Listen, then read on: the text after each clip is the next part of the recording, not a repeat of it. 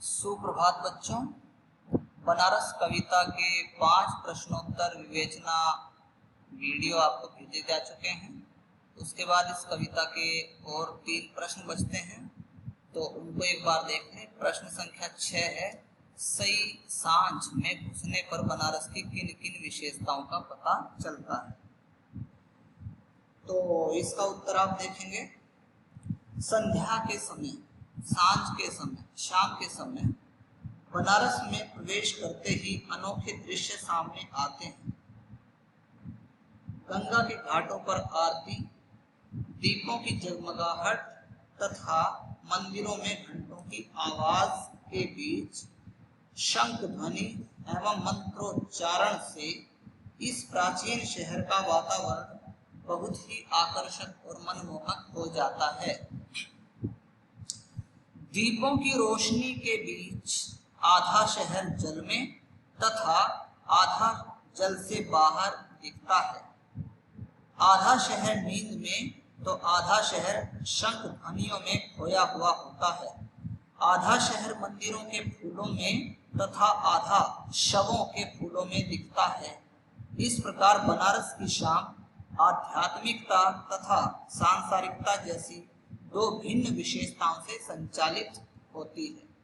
तो बच्चों, ये हो गया आपका प्रश्न संख्या 6। उसके बाद प्रश्न संख्या 7 है, बनारस शहर के लिए जो मानवीय क्रियाएं इस कविता में आई हैं उनका व्यंजनार्थ स्पष्ट कीजिए। बनारस शहर के लिए जो मानवीय यानी ह्यूमन एक्टिविटीज इस कविता में दिखाई जाती हैं उनको आपको एक्सप्लेन करना है। तो एक एक करके देखते हैं हम।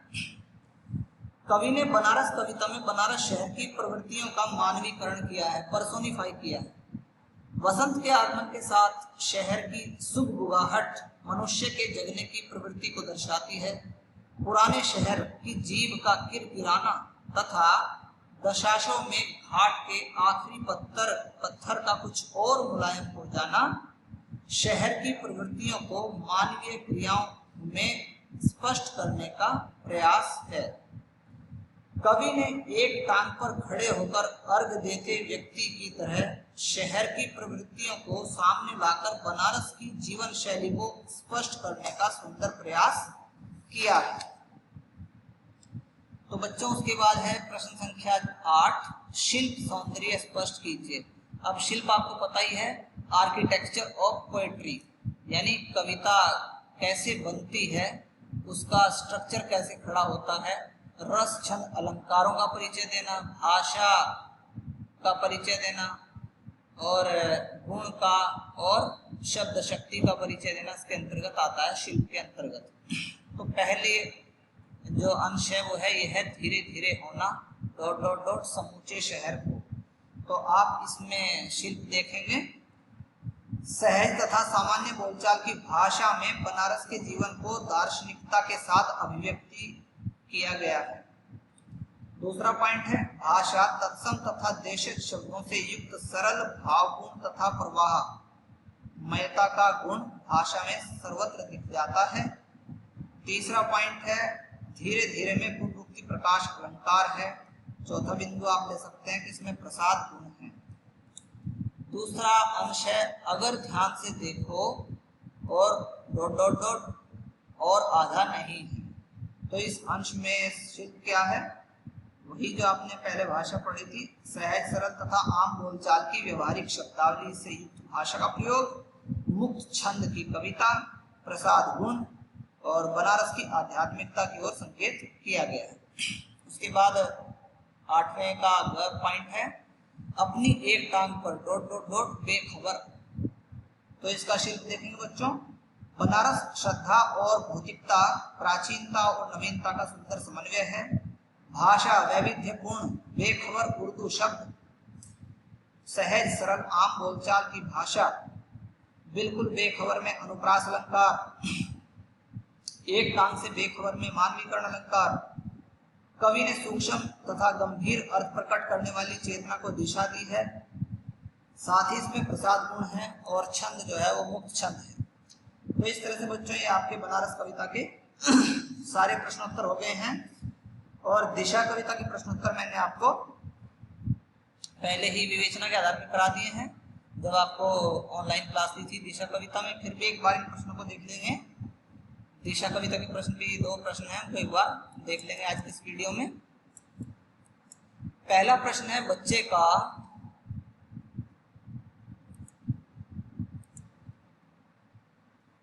इधर उधर कहना क्या प्रकट करता है? बच्चे का इधर उधर कहना क्या प्रकट करता है? तो दिशा कविता में कवि ने बच्चे की मनोवैज्ञानिकता को चित्रित करने का प्रयास किया है। प्रत्येक मनुष्य का अलग अलग यथार्थ बोध होता है। बच्चों का अलग होता है तो बड़ों का अलग होता है। कवि एक छोटे से बालक का यथार्थ बोध जानने के बाद इस रहस्य को जानने में सफल होता है कि सबका यथार्थ अलग अलग है। मनुष्यों का जो बड़े हैं मैच्योर हैं उनका अलग होता है। बच्चों का जो सोचने का तरीका है उनके लिए रियलिटी कुछ और होती है और बड़ों के लिए रियलिटी कुछ और होती है। कवि पतंग उड़ाते बच्चे से प्रश्न करता है कि हिमालय किधर है? तो बच्चा बाल सुलभ उत्तर देता है, उधर उधर उधर उधर, यानी जिस दिशा में उसकी पतंग जा रही है उधर हिमालय है। बच्चा केवल अपनी पतंग की ऊंचाई में मग्न है, उसे सारा यथार्थ वहीं सिमटा नजर आता है अपनी पतंग में ही, इसलिए उसको हिमालय की दिशा भी अपनी पतंग की दिशा में ही नजर आती है।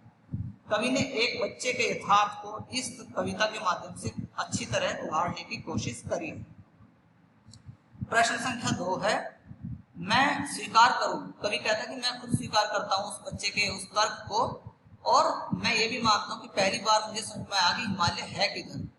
इन पंक्तियों का भावार्थ स्पष्ट करना है। तो कवि बच्चे से पूछता है ना सवाल, हिमालय किधर है?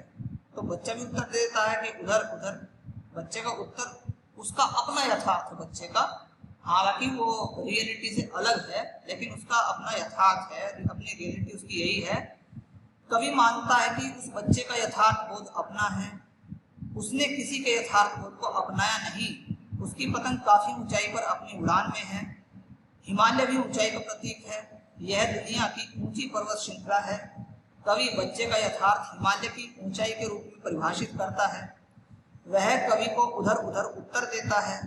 कवि बच्चे के यथार्थ बोध को मान्यता देता है और कहता है कि हाँ बेटे तुम ठीक कह रही हो, इस चीज को मैं भी स्वीकार करता हूँ कि हिमालय वास्तव में उधर इधर तुम्हारी पतंग जा रही है।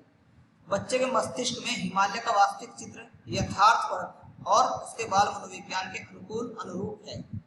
कवि इसी कारण हिमालय किधर है पर बच्चे के उत्तर उधर उधर से संतुष्ट हो जाता है और कहता है कि हाँ तुम सही कह रहे हो, वास्तव में हिमालय उधर ही है।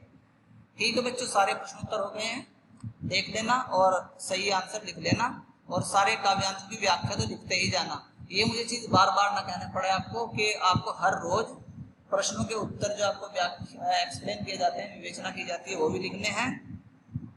और साथ ही साथ जो आपको पढ़ाया गया है, क्योंकि आपको पाठ्यक्रम में 8 नंबर का गद्य का और 8 नंबर का काव्य का व्याख्या आनी है, तो व्याख्या जरूर लिख लिया करें।